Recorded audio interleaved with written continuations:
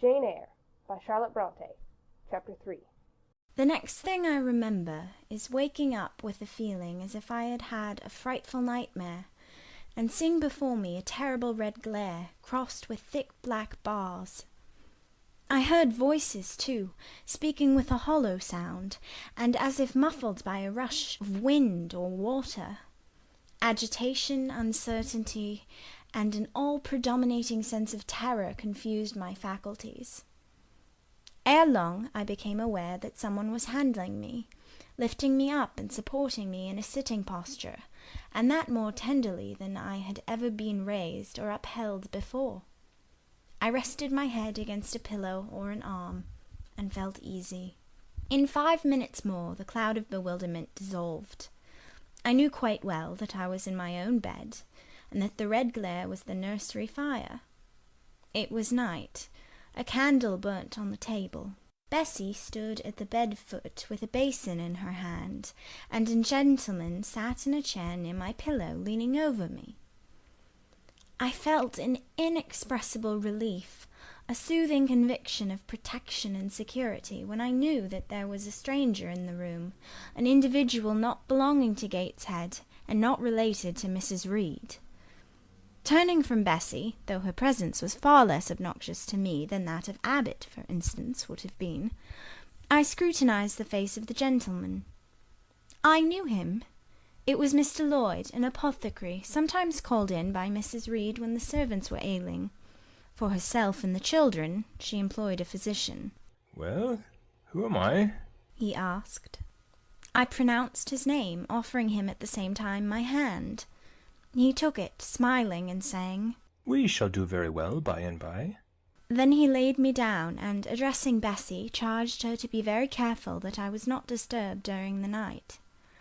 Having given some further directions, and intimates that he should call again the next day, he departed, to my grief. I felt so sheltered and befriended while he sat in the chair near my pillow, and as he closed the door after him, all the room darkened and my heart again sank. Inexpressible sadness weighed it down. "Do you feel as if you should sleep, miss?" asked Bessie, rather softly. Scarcely dared I answer her, for I feared the next sentence might be rough. "I will try." "Would you like a drink, or could you eat anything?" "No, thank you, Bessie." "Then I think I shall go to bed, for it is past 12 o'clock. But you may call me if you want anything in the night." Wonderful civility, this. It emboldened me to ask a question. "Bessie, what is the matter with me? Am I ill?" "You fell sick, I suppose, in the Red Room with crying. You'll be better soon, no doubt." Bessie went into the housemaid's apartment, which was near. I heard her say, "Sarah, come and sleep with me in the nursery. I daren't for my life be alone with that poor child to-night. She might die. It's such a strange thing she should have that fit. I wonder if she saw anything. Mrs. was rather too hard." Sarah came back with her. They both went to bed. They were whispering together for half an hour before they fell asleep. I caught scraps of their conversation, from which I was able only too distinctly to infer the main subject discussed. "Something passed her, all dressed in white, and vanished." A great black dog behind him. 3 loud raps on the chamber door. A light in the churchyard just over his grave. Etc., etc. At last both slept. The fire and the candle went out. For me, the watches of that long night passed in ghastly wakefulness, strained by dread. Such dread as children only can feel. No severe or prolonged bodily illness followed this incident of the Red Room. It only gave my nerves a shock of which I feel the reverberation to this day. Yes, Mrs. Reed, to you I owe some fearful pangs of mental suffering. But I ought to forgive you, for you knew not what you did. While rending my heartstrings, you thought you were only uprooting my bad propensities. Next day by noon I was up and dressed, and sat wrapped in a shawl by the nursery hearth. I felt physically weak and broken down, but my worse ailment was an unutterable wretchedness of mind, a wretchedness which kept drawing from me silent tears. No sooner had I wiped one salt drop from my cheek than another followed. Yet, I thought, I ought to have been happy, for none of the Reeds were there. They were all gone out in the carriage with their mamma. Abbot, too, was sewing in another room, and Bessie, as she moved hither and thither, putting away toys and arranging drawers, addressed to me every now and then a word of unwonted kindness. This state of things should have been to me a paradise of peace, accustomed as I was to a life of ceaseless reprimand and thankless fagging. But in fact my racked nerves were now in such a state that no calm could soothe, and no pleasure excite them agreeably. Bessie had been down into the kitchen, and she brought up with her a tart on a certain brightly painted china plate, whose bird of paradise, nestling in a wreath of convolvuli and rosebuds, had been wont to stir in me a most enthusiastic sense of admiration, and which plate I had often petitioned to be allowed to take in my hand in order to examine it more closely, but had always hitherto been deemed unworthy of such a privilege. This precious vessel was now placed on my knee, and I was cordially invited to eat the circlet of delicate pastry upon it. Vain favour! Coming, like most other favours long deferred and often wished for, too late. I could not eat the tart, and the plumage of the bird, the tints of the flowers, seemed strangely faded. I put both plate and tart away. Bessie asked if I would have a book. The word book acted as a transient stimulus, and I begged her to fetch Gulliver's Travels from the library. This book I had again and again perused with delight. I considered it a narrative of facts, and discovered in it a vein of interest deeper than what I found in fairy tales. For as to the elves, having sought them in vain among foxglove leaves and bells, under mushrooms and beneath the ground ivy mantling old wall-nooks, I had at length made up my mind to the sad truth that they were all gone out of England to some savage country where the woods were wilder and thicker, and the population more scant. Whereas Lilliput and Brobdingnag being, in my creed, solid parts of the earth's surface, I doubted not that I might one day, by taking a long voyage, see with my own eyes the little fields, houses, and trees, the diminutive people, the tiny cows, sheep, and birds of the one realm, and the cornfields forest high, the mighty mastiffs, the monster cats, the tower-like men and women of the other. Yet when this cherished volume was now placed in my hand, when I turned over its leaves and sought in its marvellous pictures the charm I had till now never failed to find, all was eerie and dreary. The giants were gaunt goblins, the pygmies malevolent and fearful imps, Gulliver a most desolate wanderer, in most dread and dangerous regions. I closed the book, which I dared no longer peruse, and put it on the table, beside the untasted tart. Bessie had now finished dusting and tidying the room, and having washed her hands, she opened a certain little drawer full of splendid shreds of silk and satin, and began making a new bonnet for Georgiana's doll. Meantime she sang. Her song was, "In the days when we went gypsying, a long time ago." I had often heard the song before, and always with lively delight, for Bessie had a sweet voice, at least I thought so. But now, though her voice was still sweet, I found in its melody an indescribable sadness. Sometimes, preoccupied with her work, she sang the refrain very low, very lingeringly. "A long time ago" came out like the saddest cadence of a funeral hymn. She passed into another ballad, this time a really doleful one. "My feet they are sore, and my limbs they are weary. Long is the way, and the mountains are wild. Soon will the twilight close moonless and dreary over the path of the poor orphan child. Why did they send me so far and so lonely, up where the moors spread and grey rocks are piled? Men are hard-hearted, and kind angels only watch o'er the steps of a poor orphan child. Yet distant and soft the night breeze is blowing, clouds there are none, and clear stars beam mild.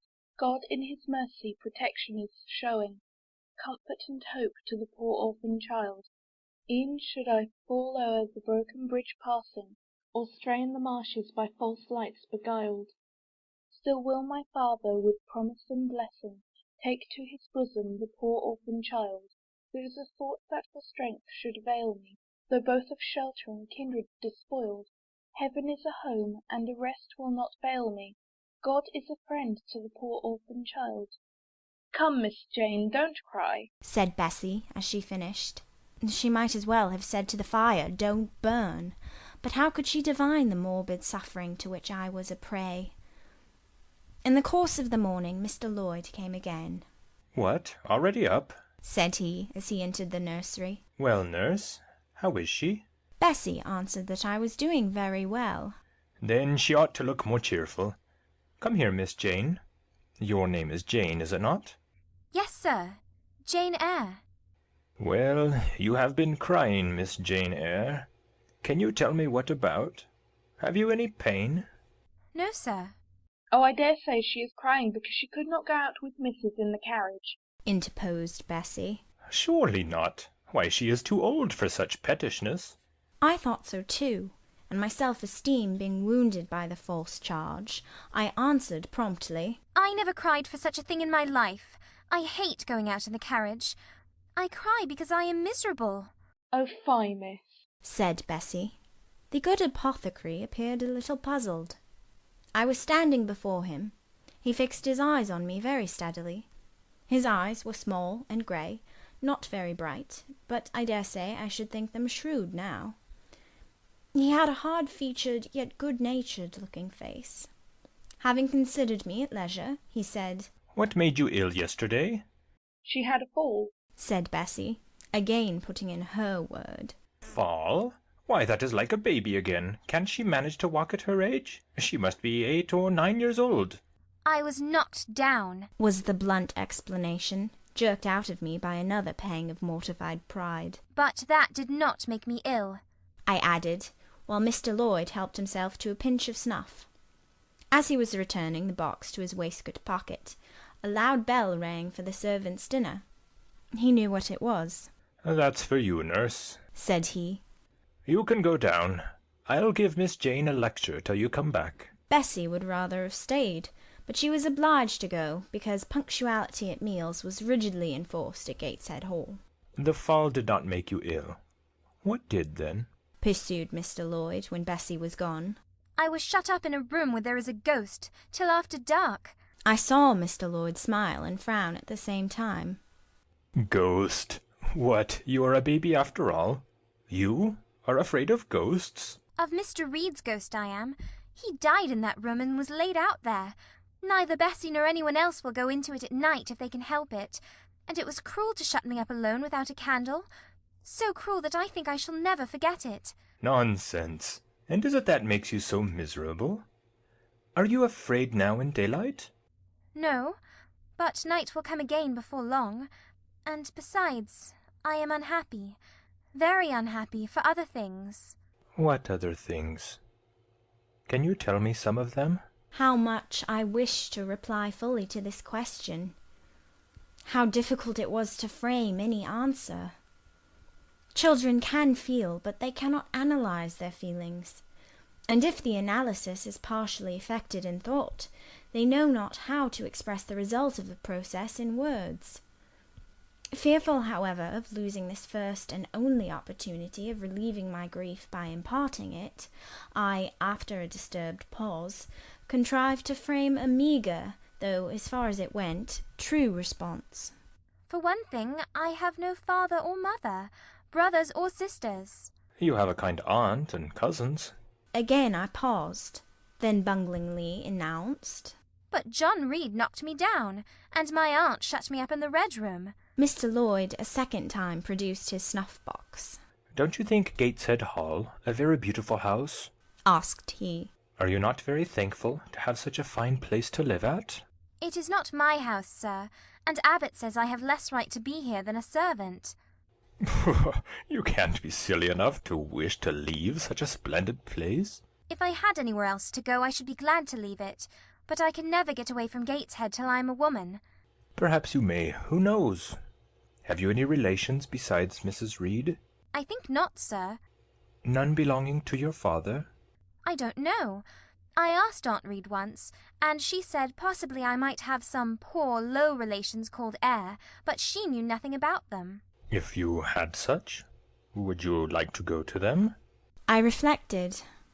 Poverty looks grim to grown people, still more so to children. They have not much idea of industrious, working, respectable poverty. They think of the word only as connected with ragged clothes, scanty food, fireless grates, rude manners, and debasing vices. Poverty for me was synonymous with degradation. No, I should not like to belong to poor people, was my reply. Not even if they were kind to you? I shook my head. I could not see how poor people had the means of being kind. And then to learn to speak like them, to adopt their manners, to be uneducated, to grow up like one of the poor women I saw sometimes nursing their children or washing their clothes at the cottage doors of the village of Gateshead.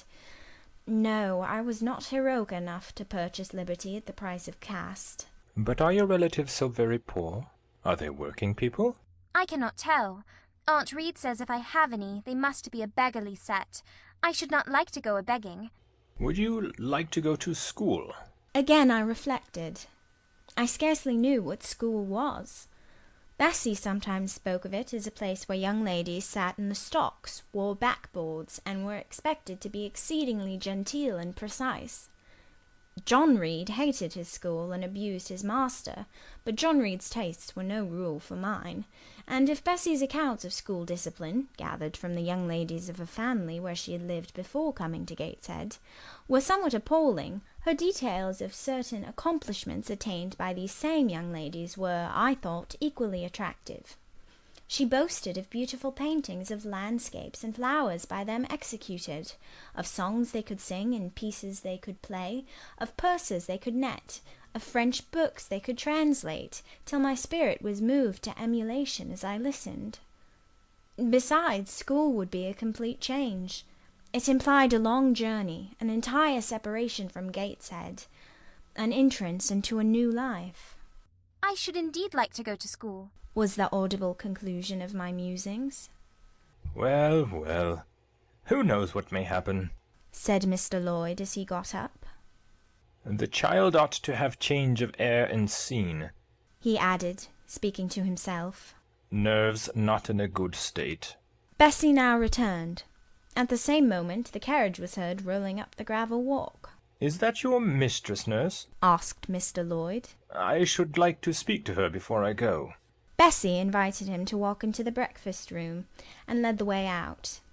In the interview which followed between him and Mrs. Reed, I presume from after occurrences that the apothecary ventured to recommend my being sent to school, and the recommendation was no doubt readily enough adopted, for, as Abbot said, in discussing the subject with Bessie when both sat sewing in the nursery one night after I was in bed, and, as they thought, asleep, Mrs. was, she dared say, glad enough to get rid of such a tiresome, ill-conditioned child, who always looked as if she were watching everybody and scheming plots underhand.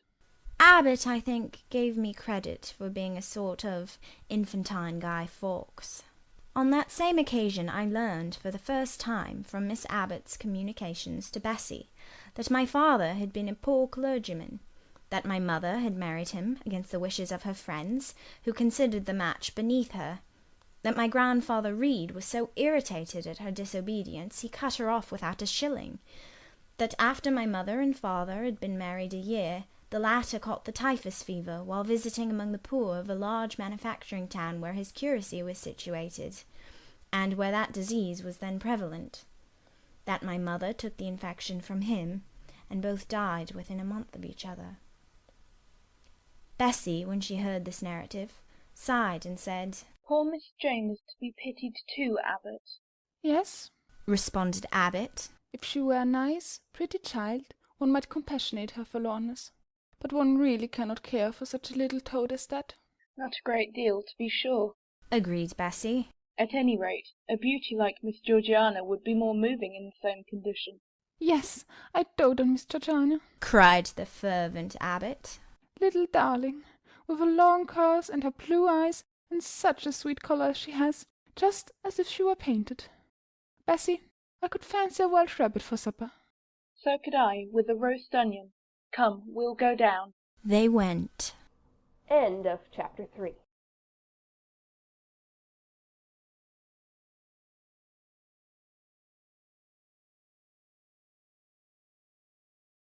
Jane Eyre by Charlotte Bronte. Chapter 4. From my discourse with Mr. Lloyd, and from the above-reported conference between Bessie and Abbot, I gathered enough of hope to suffice as a motive for wishing to get well. A change seemed near. I desired and waited it in silence. It tarried, however. Days and weeks passed. I had regained my normal state of health, but no new allusion was made to the subject over which I brooded. Mrs. Reed surveyed me at times with a severe eye, but seldom addressed me.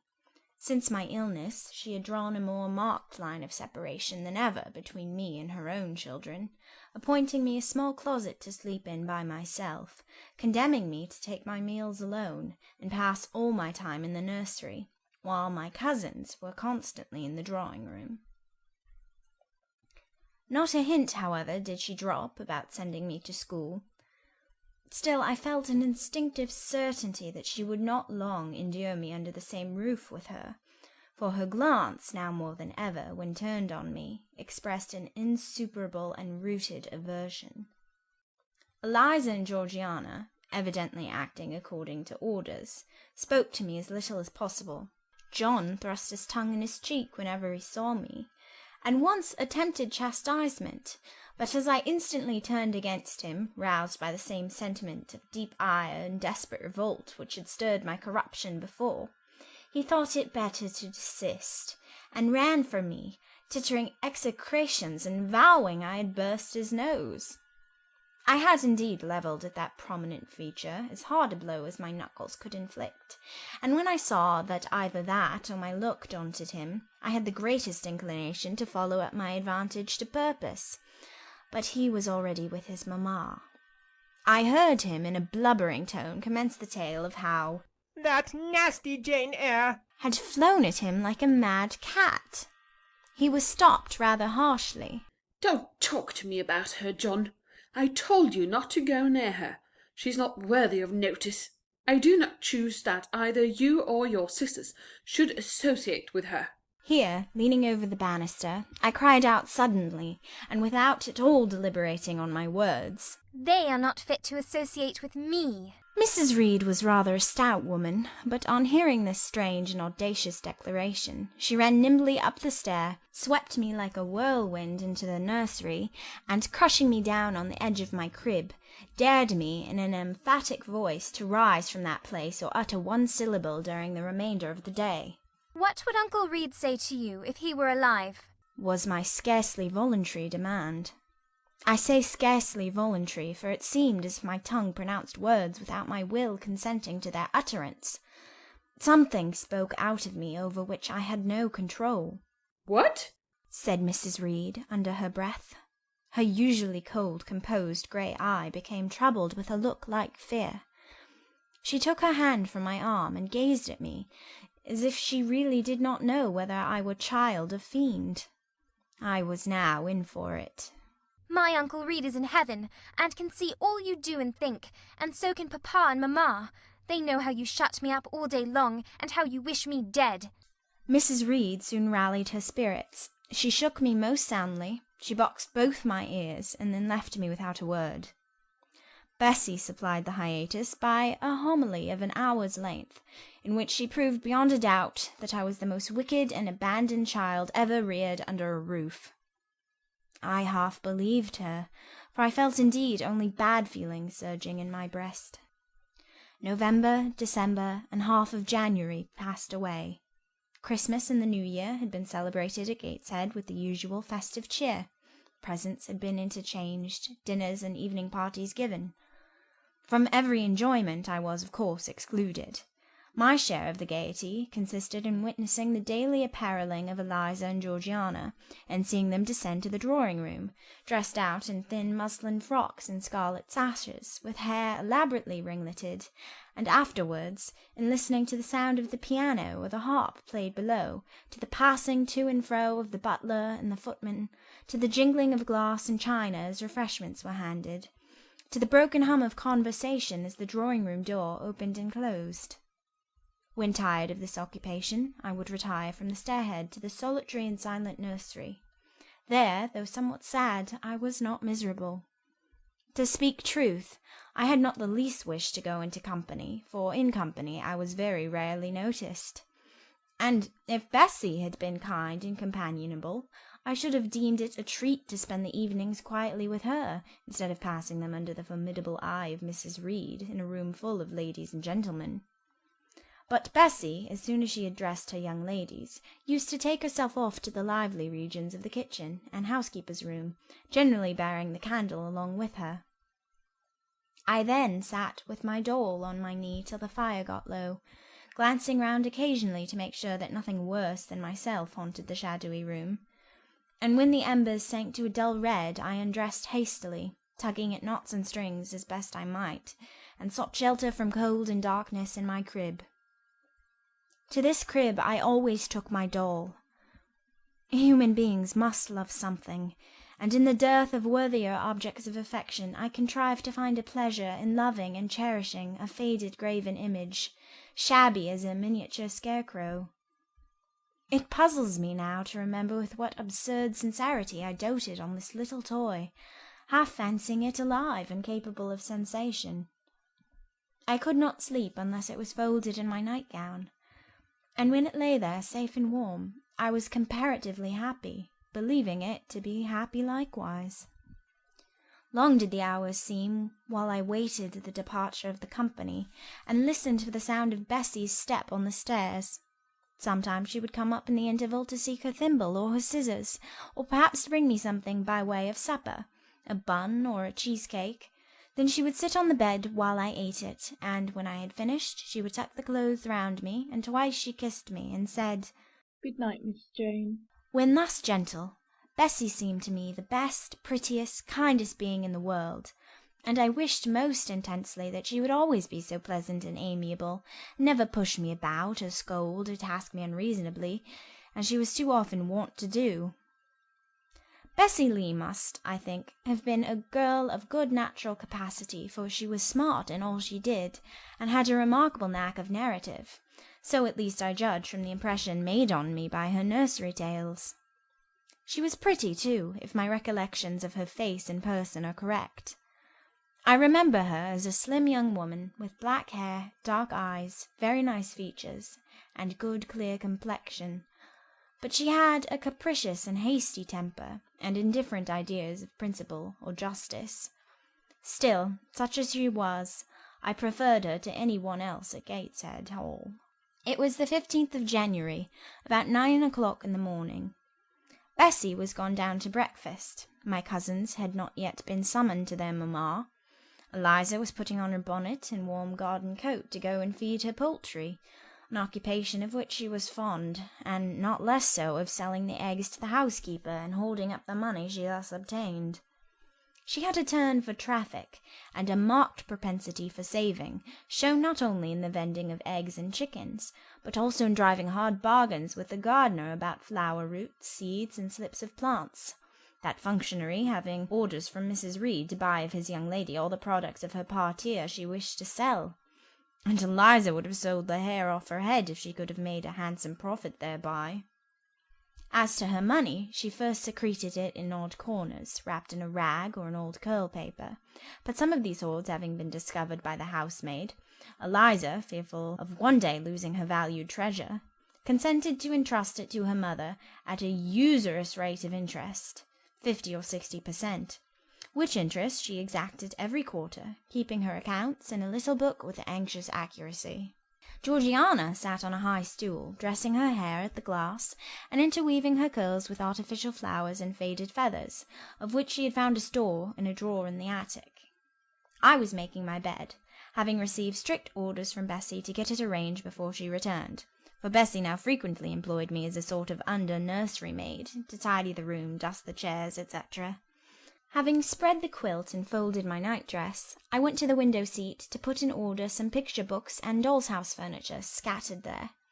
An abrupt command from Georgiana to let her playthings alone, for the tiny chairs and mirrors, the fairy plates and cups were her property, stopped my proceedings. And then, for lack of other occupation, I fell to breathing on the frost flowers with which the window was fretted, and thus clearing a space in the glass through which I might look out on the grounds, where all was still and petrified under the influence of a hard frost. From this window were visible the porter's lodge and the carriage road, and just as I had dissolved so much of the silver-white foliage veiling the panes as left room to look out, I saw the gates thrown open and a carriage roll through. I watched it ascending the drive with indifference. Carriages often came to Gateshead, but none ever brought visitors in whom I was interested. It stopped in front of the house. The door bell rang loudly. The newcomer was admitted. All this being nothing to me, my vacant attention soon found livelier attraction in the spectacle of a little hungry robin, which came and chirruped on the twigs of the leafless cherry-tree nailed against the wall near the casement. The remains of my breakfast of bread and milk stood on the table, and, having crumbled a morsel of roll, I was tugging at the sash to put out the crumbs on the window-sill when Bessie came running upstairs into the nursery. Miss Jane, take off your pinafore. What are you doing there? Have you washed your hands and face this morning? I gave another tug before I answered, for I wanted the bird to be secure of its bread. The sash yielded. I scattered the crumbs, some on the stone-sill, some on the cherry-tree bough. Then, closing the window, I replied, "No, Bessie. I have only just finished dusting." Troublesome, careless child. And what are you doing now? You look quite red as if you had been about some mischief. What were you opening the window for? I was spared the trouble of answering, for Bessie seemed in too great a hurry to listen to explanations. She hauled me to the washstand, inflicted a merciless but happily brief scrub on my face and hands with soap, water, and a coarse towel, disciplined my head with a bristly brush, denuded me of my pinafore, and then, hurrying me to the top of the stairs, bid me go down directly, as I was wanted in the breakfast-room. I would have asked who wanted me. I would have demanded if Mrs. Reed was there, but Bessie was already gone and had closed the nursery door upon me. I slowly descended. For nearly 3 months I had never been called to Mrs. Reed's presence. Restricted so long to the nursery, the breakfast, dining, and drawing-rooms were become for me awful regions on which it dismayed me to intrude. I now stood in the empty hall. Before me was the breakfast-room door, and I stopped, intimidated and trembling. What a miserable little poltroon had fear engendered of unjust punishment made of me in those days! I feared to return to the nursery, and feared to go forward to the parlour. 10 minutes I stood in agitated hesitation. The vehement ringing of the breakfast-room bell decided me. I must enter. "Who could want me?" I asked inwardly, as with both hands I turned the stiff door-handle, which for a second or two resisted my efforts. What should I see besides Aunt Reed in the apartment? A man or a woman? The handle turned, the door unclosed, and passing through and curtsying low, I looked up at a black pillar. Such, at least, appeared to me at first sight, the straight, narrow, sable-clad shape standing erect on the rug. The grim face at the top was like a carved mask, placed above the shaft by way of capital. Mrs. Reed occupied her usual seat by the fireside. She made a signal to me to approach. I did so, and she introduced me to the stony stranger with the words, "This is the little girl respecting whom I applied to you." He, for it was a man, turned his head slowly towards where I stood, and, having examined me with the 2 inquisitive-looking grey eyes which twinkled under a pair of bushy brows, said solemnly and in a bass voice, "Her size is small. What is her age?" 10 years. "So much," was the doubtful answer, and he prolonged his scrutiny for some minutes. Presently he addressed me. "Your name, little girl?" "Jane Eyre, sir." In uttering these words I looked up. He seemed to me a tall gentleman, but then I was very little. His features were large, and they and all the lines of his frame were equally harsh and prim. Well, Jane Eyre, and are you a good child? Impossible to reply to this in the affirmative. My little world held a contrary opinion. I was silent. Mrs. Reed answered for me by an expressive shake of the head, adding soon, Perhaps the less said on that subject the better, Mr. Brocklehurst. Sorry indeed to hear it. She and I must have some talk. And bending from the perpendicular, he installed his person in the armchair opposite Mrs. Reed's. Come here, he said. I stepped across the rug. He placed me square and straight before him. What a face he had, now that it was almost on a level with mine! What a great nose! And what a mouth! And what large, prominent teeth! No sight so sad as that of a naughty child, he began. Especially a naughty little girl. Do you know where the wicked go after death? They go to hell, was my ready and orthodox answer. And what is hell? Can you tell me that? a pit full of fire. And should you like to fall into that pit, and to be burning there forever? No, sir. What must you do to avoid it? I deliberated a moment. My answer, when it did come, was objectionable. I must keep in good health and not die.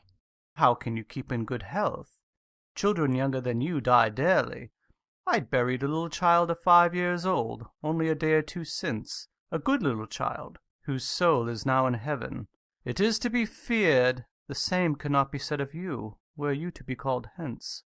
Not being in a condition to remove his doubt, I only cast my eyes down on the 2 large feet planted on the rug and sighed, wishing myself far enough away. I hope that sigh is from the heart, and that you repent of ever having been the occasion of discomfort to your excellent benefactress. Benefactress? Benefactress? Said I inwardly. They all call Mrs. Reed my benefactress. If so, a benefactress is a disagreeable thing. Do you say your prayers night and morning? Continued my interrogator. Yes, sir. Do you read your Bible? Sometimes. With pleasure? Are you fond of it? I like Revelations, and the book of Daniel, and Genesis and Samuel, and a little bit of Exodus, and some parts of Kings and Chronicles, and Job and Jonah. And the Psalms? I hope you like them. No, sir. No? Oh, shocking. I have a little boy younger than you who knows 6 Psalms by heart, and when you ask him which he would rather have, a gingerbread nut to eat or a verse of a psalm to learn, he says, "Oh, the verse of a psalm. Angels sing psalms," says he. "I wish to be a little angel here below." He then gets 2 nuts in recompense for his infant piety. Psalms are not interesting, I remarked. That proves you have a wicked heart, and you must pray to God to change it, to give you a new and clean one, to take away your heart of stone and give you a heart of flesh. I was about to propound a question touching the manner in which that operation of changing my heart was to be performed, when Mrs. Reed interposed, telling me to sit down. She then proceeded to carry on the conversation herself. Mr. Brocklehurst, I believe I intimated in the letter which I wrote to you 3 weeks ago that this little girl has not quite the character and disposition I could wish. Should you admit her into a Lowood school, I should be glad if the superintendent and teachers were requested to keep a strict eye on her, and, above all, to guard against her worst fault, a tendency to deceit. I mention this in your hearing, Jane, that you may not attempt to impose on Mr. Brocklehurst. Well might I dread, well might I dislike Mrs. Reed, for it was her nature to wound me cruelly. Never was I happy in her presence. However carefully I obeyed, however strenuously I strove to please her, my efforts were still repulsed and repaid by such sentences as the above. Now, uttered before a stranger, the accusation cut me to the heart. I dimly perceived that she was already obliterating hope from the new phase of existence which she destined me to enter. I felt, though I could not have expressed the feeling, that she was sowing aversion and unkindness along my future path. I saw myself transformed under Mr. Brocklehurst's eye into an artful, noxious child. And what could I do to remedy the injury? Nothing, indeed, thought I, as I struggled to repress a sob and hastily wiped away some tears, the impotent evidence of my anguish. Deceit is indeed a sad fault in a child, said Mr. Brocklehurst. It is akin to falsehood, and all liars will have their portion in the lake burning with fire and brimstone. She shall, however, be watched, Mrs. Reed. I will speak to Miss Temple and the teachers. I should wish her to be brought up in a manner suiting her prospects, continued my benefactress. To be made useful, to be kept humble. As for the vacations, she will, with your permission, spend them always at Lowood. Your decisions are perfectly judicious, madam, returned Mr. Brocklehurst. Humility is a Christian grace, and one peculiarly appropriate to the pupils of Lowood. I therefore direct that especial care be bestowed on its cultivation amongst them. I have studied how best to mortify in them the worldly sentiment of pride, and only the other day I had a pleasing proof of my success. My second daughter, Augusta, went with her mamma to visit the school, and on her return she exclaimed, "Oh, dear papa, how quiet and plain all the girls at Lowood look, with their hair combed behind their ears, and their long pinafores, and those little holland pockets outside their frocks. They are almost like poor people's children. And," said she, "they look at my dress and mamma's as if they had never seen a silk gown before." This is the state of things I quite approve, returned Mrs. Reed. Had I thought all England over, I could scarcely have found a system more exactly fitting a child like Jane Eyre. Consistency, my dear Mr. Brocklehurst. I advocate consistency in all things. Consistency, madam, is the first of Christian duties, and it has been observed in every arrangement connected with the establishment of Lowood. Plain fare, simple attire, unsophisticated accommodations, hearty and active habits. Such is the order of the day in the house and its inhabitants. Quite right, sir. I may then depend upon this child being received as a pupil at Lowood, and there being trained in conformity to her position and prospects? Madam, you may. She shall be placed in the nursery of chosen plants, and I trust she will show herself grateful for the inestimable privilege of her election. I will send her then as soon as possible, Mr. Brocklehurst, for I assure you I feel anxious to be relieved of a responsibility that was becoming too irksome. No doubt, madam. And now I wish you good morning. I shall return to Brocklehurst Hall in the course of a week or two. My good friend the Archdeacon will not permit me to leave him sooner. I shall send Miss Temple notice that she is to expect a new girl, so that there will be no difficulty about receiving her. Good-bye. Good-bye, Mr. Brocklehurst. Remember me to Mrs. and Miss Brocklehurst, and to Augusta and Theodore and Master Broughton Brocklehurst. I will, madam. Little girl, here's a book entitled The Child's Guide. Read it with prayer, especially that part containing an account of the awfully sudden death of Martha G., a naughty child addicted to falsehood and deceit. With these words Mr. Brocklehurst put into my hand a thin pamphlet sewn in a cover, and having rung for his carriage, he departed. Mrs. Reed and I were left alone. Some minutes passed in silence. She was sewing. I was watching her. Mrs. Reed might be at that time some 6 or 7 and 30. She was a woman of robust frame, square-shouldered and strong-limbed, not tall, and though stout, not obese. She had a somewhat large face, the underjaw being much developed and very solid. Her brow was low, her chin large and prominent, mouth and nose sufficiently regular. Under her light eyebrows glimmered an eye devoid of ruth. Her skin was dark and opaque, her hair nearly flaxen. Her constitution was sound as a bell. Illness never came near her. She was an exact, clever manager. Her household and tenantry were thoroughly under her control. Her children only at times defied her authority, and laughed it to scorn. She dressed well, and had a presence and port calculated to set off handsome attire. Sitting on a low stool, a few yards from her armchair, I examined her figure. I perused her features. In my hand I held the tract containing the sudden death of the liar, to which narrative my attention had been pointed as to an appropriate warning. What had just passed, what Mrs. Reed had said concerning me to Mr. Brocklehurst, the whole tenor of their conversation was recent, raw, and stinging in my mind. I had felt every word as acutely as I had heard it plainly, and a passion of resentment fomented now within me. Mrs. Reed looked up from her work. Her eye settled on mine. Her fingers at the same time suspended their nimble movements. "Go out of the room. Return to the nursery," was her mandate. My look, or something else, must have struck her as offensive, for she spoke with extreme though suppressed irritation. I got up. I went to the door. I came back again. I walked to the window, across the room, then close up to her. Speak I must. I had been trodden on severely, and must turn. But how? What strength had I to dart retaliation at my antagonist? I gathered my energies and launched them in this blunt sentence. I am not deceitful. If I were, I should say I loved you. But I declare I do not love you. I dislike you the worst of anybody in the world except John Reed. And this book about the liar you may give to your girl, Georgiana, for it is she who tells lies, and not I. Mrs. Reed's hands still lay on her work, inactive. Her eye of ice continued to dwell freezingly on mine.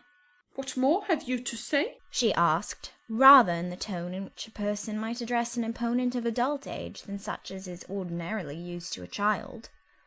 That eye of hers, that voice, stirred every antipathy I had. Shaking from head to foot, thrilled with ungovernable excitement, I continued. I am glad you are no relation of mine. I will never call you aunt again, as long as I live. I will never come to see you when I am grown up. And if anyone asks me how I liked you and how you treated me, I will say the very thought of you makes me sick, and that you treated me with miserable cruelty. "How dare you affirm that, Jane Eyre?" How dare I, Mrs. Reed? How dare I? Because it is the truth. You think I have no feelings, and that I can do without one bit of love or kindness, but I cannot live so, and you have no pity. I shall remember how you thrust me back, roughly and violently thrust me back into the red room, and locked me up there, to my dying day, though I was in agony, though I cried out while suffocating with distress, have mercy, Aunt Reed. And that punishment you made me suffer because your wicked boy struck me, knocked me down for nothing. I will tell anybody who asks me questions this exact tale. People think you a good woman, but you are bad, hard-hearted. You are deceitful. Ere I had finished this reply, my soul began to expand, to exult with the strangest sense of freedom, of triumph, I ever felt.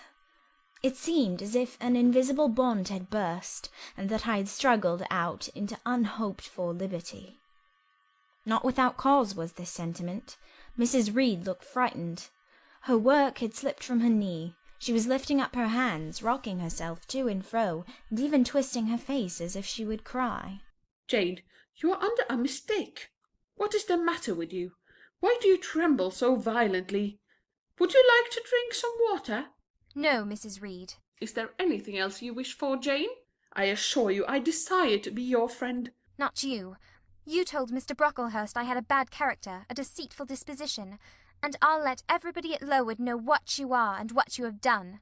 "Jane, you don't understand these things. Children must be corrected for their faults." Deceit is not my fault, I cried out in a savage high voice. "But you are passionate, Jane, that you must allow.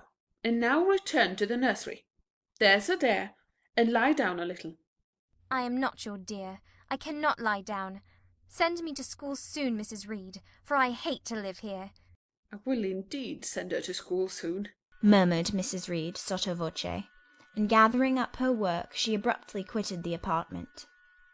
I was left there alone, winner of the field. It was the hardest battle I had fought, and the first victory I had gained. I stood awhile on the rug where Mr. Brocklehurst had stood, and I enjoyed my conqueror's solitude. First I smiled to myself and felt elate, but this fierce pleasure subsided in me as fast as did the accelerated throb of my pulses. A child cannot quarrel with its elders as I had done, cannot give its furious feelings uncontrolled play as I had given mine, without experiencing afterwards the pang of remorse and the chill of reaction. A ridge of lighted heath, alive, glancing, devouring, would have been a meet emblem of my mind when I accused and menaced Mrs. Reed. The same ridge, black and blasted after the flames are dead, would have represented as meetly my subsequent condition, when half an hour's silence and reflection had shown me the madness of my conduct and the dreariness of my hated and hating position.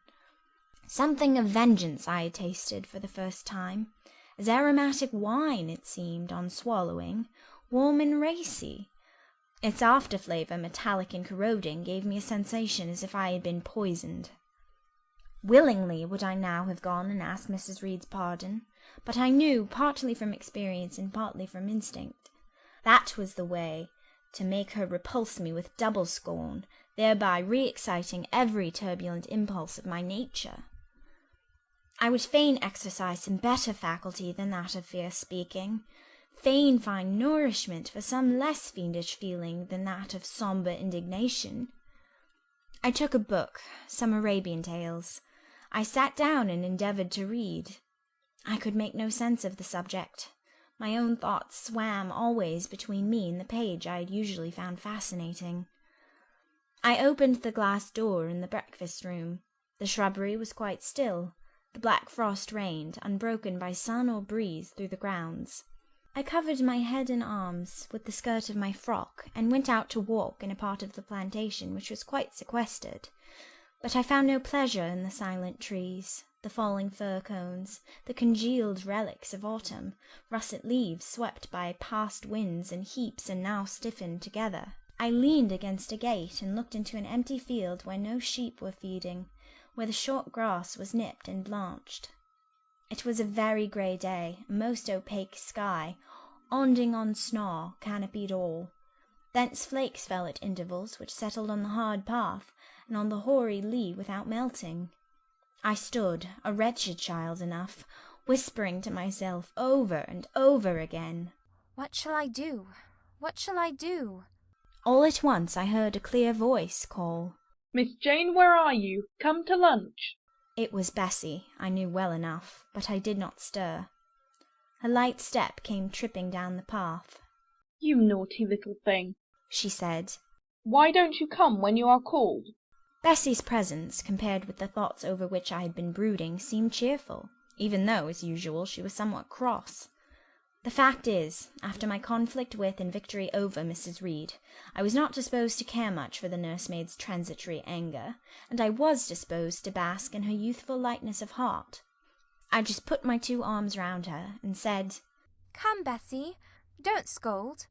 The action was more frank and fearless than any I was habituated to indulge in.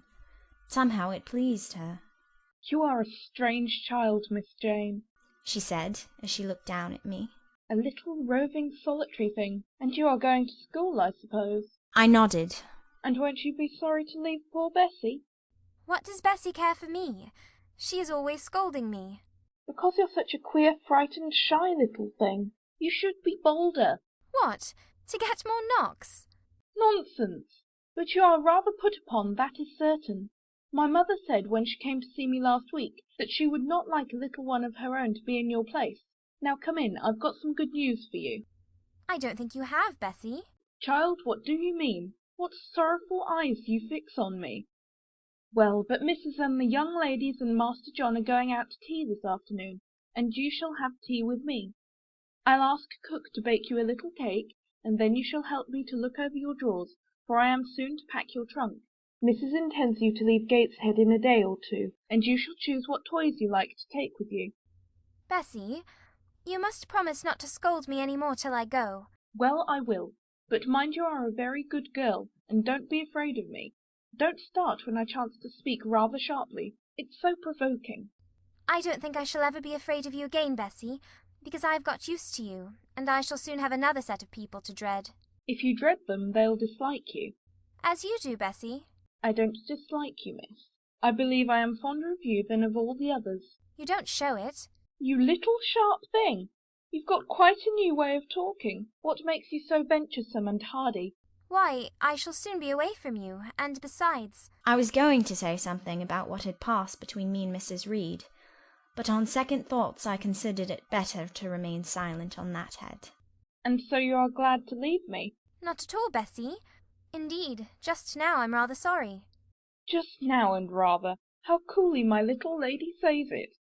I dare say now if I were to ask you for a kiss, you wouldn't give it me. You'd say you'd rather not. I'll kiss you and welcome. Bend your head down. Bessie stooped. We mutually embraced, and I followed her into the house quite comforted. That afternoon lapsed in peace and harmony, and in the evening Bessie told me some of her most enchanting stories, and sang me some of her sweetest songs. Even for me life had its gleams of sunshine. End of chapter 4.